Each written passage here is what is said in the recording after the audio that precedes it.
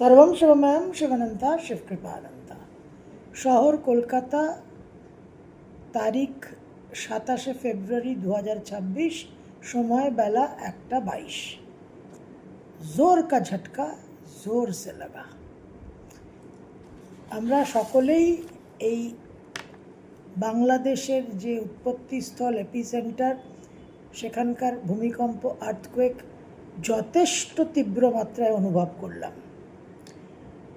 আমার বাড়িতে আমি এখানে যেখানে বসে রেকর্ডিং করি, এখানেই আমি সেই সময় একটু আমার মন্ত্রসাধনা করছিলাম। হঠাৎ দুটো প্লাস্টিকের চেয়ার একেবারে সাংঘাতিক আওয়াজ করে উঠল। আমি ভাবলাম যে আমার বাড়িতে তো অনেক বেড়াল মহারাজদের যাতায়াত আছে এবং তারা বেশ নাড়ানাড়ি করেন, চেয়ার থেকে ওঠা বসা হয়। সেই ভাবতে ভাবতে আমার নিজের চেয়ার একেবারে নড়ে উঠল এবং তখন বেশ জোরে ঘরটাও যেন দুলছে। বেশ কিছুক্ষণ ছিল, কারণ 5.5 অন দ্য রিক্টার স্কেল এবং এপিসেন্টার কেন্দ্রস্থল আমাদের কলকাতা শহর থেকে যথেষ্ট কাছে। যে ভূমিকম্প এপিসেন্টার নেপালে হয় বা দিল্লির নর্থে হয়, সেটা আমাদের এখান থেকে দূরত্ব থাকে, সুতরাং আমরা অতটা তীব্র মাত্রায় অনুভব করি না। কিন্তু বাংলাদেশে খুলনার কাছাকাছি এই এপিসেন্টার, সুতরাং আমরা বিশেষভাবে অনুভব করলাম। টিভি সংবাদ মাধ্যমে একেবারে ব্রেকিং ট্রেন্ডিং নিউজ হয়ে গেল, চারিদিকে মানুষ রাস্তায় বেরিয়ে এলেন, কারণ এটা যথেষ্ট তীব্র এবং এই মাত্রার ভূমিকম্প কিন্তু বহুদিন কলকাতায় হয়নি। কিন্তু এই ভূমিকম্প হওয়ার পরক্ষণেই আমার বেশ কিছুটা হাসি পেল। খুব অদ্ভুত একটা প্রতিক্রিয়া, আপনারা ভাবছেন, কিন্তু হাসি আমার পেল। কেন পেল? কারণ বেশ কিছুদিন আগে একজন দর্শক আমার এই মঙ্গল রাহু, বুধ বক্রী, কালসর্প যোগ, অঙ্গারক যোগ, জড়ত্ব যোগ, এই নিয়ে যে সমস্ত প্রতিনিয়ত আমার ভিডিও আমি উপস্থাপনা করছিলাম, তাতে অনেক তিনি খুব বিরোধিতা করে মন্তব্য করছিলেন এবং নাম আমি নিতে চাইছি না, কার কথা বলছি আপনারা সকলেই বুঝতে পারবেন। যারা আমার নিয়মিত দর্শক তারা এই জ্ঞানীগুণী ব্যক্তিত্বর মন্তব্য দেখেছেন। এবং শুধু আমাকে কমেন্ট করা নয়, অন্যান্য দর্শক যারা আমার কাছে কিছু প্রশ্ন করেন, যেরকম একজন প্রশ্ন করেছিলেন যে আমার হাজব্যান্ডের এই date of birth, time of birth, place of birth, উনি কীরকম থাকবেন, তাতে এই দর্শক উত্তর দিয়েছিলেন আলটাপকা, অযাচিত জ্ঞান, অযাচিতভাবে তাকে একটা মার্গদর্শন করানোর প্রয়াস, যে আপনি যেরকম রাখবেন সেরকম থাকবেন। এর আগেও বহু অন্যান্য দর্শকের সঙ্গে ওনার একটা হয়েছে, দ্বন্দ্ব হয়েছে, একটা লড়াই হয়েছে, কারণ প্রশ্ন দর্শক আমাকে করছে, উনি আগ বাড়িয়ে মান না মান মে তেরা মেহমান, গেট ক্র্যাশ করা যাকে বলে, তিনি ভুলভাল বেশ কিছু অপমানকর এবং সার্কাস্টিক কমেন্টস উনি করে এসেছেন। কিন্তু লাস্ট উনি পরিষ্কার লিখেছিলেন কমেন্টে যে এই মঙ্গল রাহু ইত্যাদিতে কিছু হয় না, আপনি শুধু লোককে ভয় দেখান, আপনার কোনো মোটিভেশনাল, মানুষকে প্রেরণাদায়ক কোনো মন্তব্য নেই। আমি একবার ভেবেছিলাম যে উত্তর দিই, তারপর ভাবলাম যে আমার উত্তর দিয়ে সময় নষ্ট করে লাভ নেই। স্বয়ং যে গ্রহদের কথা, যে গ্রহ যোগদের কথা উনি বলছেন, তারাই উত্তর দেবে। তো সদুত্তরটা আমি মঙ্গল, বুধ, রাহুর কাছেই আশা করে অপেক্ষায় ছিলাম, যে সদুত্তর আজকে আমরা পেয়েছি। এখন সাহিত্যর জগতে, in the world of literature, দেখবেন ভারের, ফুলস, এদের কিন্তু একটা বিশেষ ভূমিকা থাকে। শেক্সপিয়ারিয়ান ড্রামাতে দেখবেন টাচস্টোন, গ্রেভ ডিগার্স, ফেস্টে বিখ্যাত সমস্ত ফুলস, আমাদের গোপাল ভাঁড়, এই আমরা শব্দটা ব্যবহার হচ্ছে ফুল নামটা, কিন্তু আসলে বিদূষক, একটু কৌতুক হাস্যরসের মাধ্যমে জ্ঞান প্রজ্ঞা বিতরণ, যাকে আমরা একদিকে বলি জোকার ক্লাউন, আরেকদিকে বলি জেস্টার। কিন্তু যে অর্থে সাহিত্যে ফুল কথাটা ব্যবহার হয়, সাহিত্যের মধ্যে ফুল চরিত্রর যা বৈশিষ্ট্য, সেটা কিন্তু বিদূষক, জ্ঞান প্রজ্ঞা, নানান রকম পরামর্শদাতার ভূমিকা থাকে। আর মূর্খ আহাম্মক কিন্তু আলাদা। তো এই যে আলটপকা অযাচিত কিছু জ্ঞানের ভাণ্ডার উজাড় করে দেওয়া, গঙ্গাসাগরের আগে দেখবেন বহু মানুষ আসে গেরুয়া বস্ত্র পরে, কাঁধে ঝোলা নিয়ে, অলখ নিরঞ্জন বলে আপনার গেটের সামনে আওয়াজ করবে, হুঙ্কার দেবে। তারা যেন সকলেই হিমালয় থেকে উচ্চকোটির সাধক সব নেমে এসেছেন। তো এই যে আহাম্মক মূর্খ, এদের কাজই হচ্ছে মানুষকে বিভ্রান্ত করা।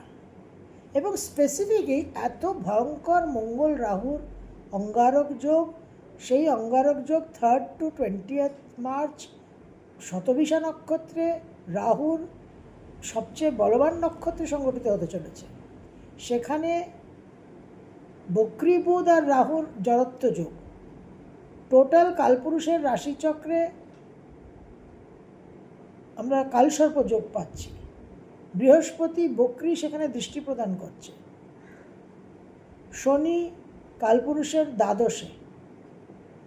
তো এরকম পরিস্থিতিকে একটা র্যাশনালাইজ করে একটু অন্যরকম মানুষের কাছে ভালো সাজবার যে একটা চেষ্টা, সেটা কিন্তু আসলে একেবারেই কাউন্টার প্রোডাক্টিভ।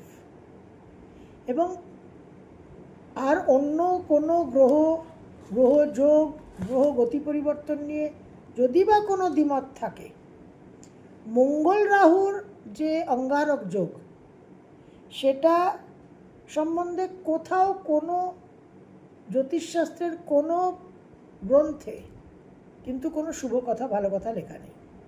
হ্যাঁ, একাদশে মঙ্গল রাহু কিছু আপনাকে গেইনস দিতে পারে, কিন্তু সেই লাভ আর গেইনসের সঙ্গে যে অঙ্গারক যোগের যে প্রভাব, সেটা কিন্তু কখনোই নিউট্রালাইজ হবে না। এবং সেই প্রভাব কিন্তু যথেষ্ট তীব্র, এবং মঙ্গল রাহু থেকে আমার যে লাভটা হবে, সেটা কিন্তু সবসময় ক্ষতির মাধ্যমে। ধরুন কোনো খুব নিকট আত্মীয় মারা গেল, আপনি অনেক টাকা ইন্স্যুরেন্স ক্লেম পেলেন, অনেক টাকা কম্পেনসেশন পেলেন। এই রকম মঙ্গল রাহুর ডাইরেক্ট কোথাও ভালো রেজাল্ট নেই, এবং কোথাও লেখা নেই যে মঙ্গল রাহু একটা শুভ যোগ। তো সেখানে এরকমভাবে যারা এই জোকাররা, আমি বলবো মূর্খ আহাম্মকরা, যেভাবে তাদের জ্ঞানের ভাণ্ডার নিয়ে ঘুরে বেড়াচ্ছেন এবং যেখানে সেখানে যা ইচ্ছে বলছেন, এই সমস্ত জায়গা থেকে কিন্তু আমাদের সাবধান থাকতে হবে। কারণ আজকে আমরা পরিষ্কার অনুভব করলাম, যে মুহূর্তে বুধ বক্রী হলো, বুধ পৃথ্বীতত্ত্ব বসে আছে বায়ুতত্ত্বের রাশিতে রাহুর সঙ্গে প্লাস মঙ্গলের সঙ্গে। সুতরাং এই বায়ুতত্ত্ব একটা মুভমেন্ট, পৃথ্বীতত্ত্বের যে মুভমেন্টটা, এবং ভয়াবহ কিছু ন্যাচারাল ডিজাস্টারের কথা আমরা বারবার বলছি। এখন এটা সবে শুরু, সবে কলির সন্ধে। এখন আগামী দিন, অনেক দিন কিন্তু আমাদের যথেষ্ট সাবধানতা অবলম্বন করতে হবে। আজকে যখন কলকাতা শহরে এই ভূমিকম্প হলো 5.5 অন দ্য রিক্টার স্কেল, তখন গ্রহ সন্নিবেশ কী ছিল? লগ্ন ছিল মিথুন, মিথুন লগ্নে ছিল চন্দ্র বৃহস্পতি। এইটা একটা বিশেষ শুভ যোগ, যে কারণে কলকাতা শহরে হয়তো সেইভাবে আমরা ক্ষতির পরিমাণ দেখিনি। মিথুনে চন্দ্র, বক্রী বৃহস্পতি দুটো গ্রহই পুনর্বসু নক্ষত্রে, যেটা আরেকটা শুভ প্রভাব। সিংহে কেতু, কুম্ভে রাহু, বক্রী বুধ, রবি এবং মঙ্গল, সঙ্গে শুক্র, শনি দশমে মীন রাশিতে। কালসর্প যোগের প্রভাব, অঙ্গারক যোগের প্রভাব, বক্রী বুধের জড়ত্ব যোগের প্রভাব, কিন্তু তার উপর মিথুন থেকে জীব যোগের একটা অ্যাসপেক্ট আছে। সেই জায়গায় আমরা অনেকটাই কিন্তু একটা রক্ষা কবচের সৃষ্টি নির্মাণ দেখলাম। তো আগামী দিনেও আমাদের সাবধানতা অবলম্বন করতে হবে। যথেষ্ট টাইমস আর কোয়াইট ক্রিটিক্যাল। আমাদের কিন্তু খুব একটা ভালো সময় নয়। অনেক রকম মন্ত্র সাধনা দিয়েছি।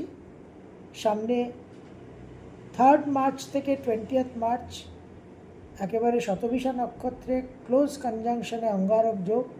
So we have to be very careful. এবং সমস্ত সাবধানতা, সচেতনতা, সজাগতার মধ্যে যেটা সবচেয়ে ইম্পর্ট্যান্ট ফ্যাক্টর, সেটা হচ্ছে যে এই রকম যারা মূর্খ অহম্মক, যারা জ্ঞানের ঝুলি নিয়ে যেখানে সেখানে যত্রতত্র দে আর লিটারিং, এটা আমি বলবো তাদের লিটার, তাদের কাছ থেকে কিন্তু আমাদের বিশেষভাবে বাঁচতে হবে। We must maintain a social distancing from them, যাতে আমরা ভুলভাবে চালিত না হই, যাতে আমরা একটা throwing caution to the winds না করি, এবং সঠিকভাবে যাতে আমরা নিজেদের চালনা করি, এবং প্রকৃত বিপদ যেখানে, রিয়েল ডেঞ্জার্স, রেড ফ্ল্যাগসকে যেন আমরা উপেক্ষা না করে চলি। সর্বম শিবময়ম শিবানন্তা শিবকৃপানন্দ।